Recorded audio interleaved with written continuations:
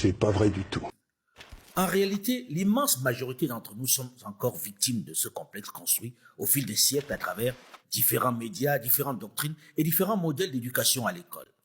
Même ceux qui, plus instruits, croient être totalement débarrassés de ce complexe, de cette influence, sont quelquefois plus atteints qu'ils ne l'imaginent.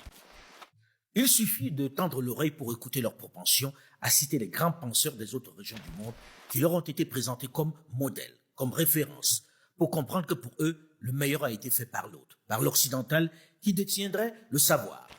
Il suffit de les écouter parler, de les entendre aligner les mots les plus savants dans les conversations ou dans les discours, de les suivre conjuguer l'imparfait du subjonctif ou le conditionnel passé deuxième forme pour mesurer l'immensité du complexe. Il suffit de vivre le regard condescendant, le mépris qu'ils ont pour ceux qui n'ont pas leur parchemin, leur diplôme, pour apprécier à quel point le mal est profond. Plus ils ont des diplômes, plus ils se sentent évolués, supérieurs. Les autres qui n'ont pas leur parchemin sont des ignorants, sont inférieurs à eux. Pourtant, lorsque l'on voit le résultat, il n'y a pas de quoi être fier.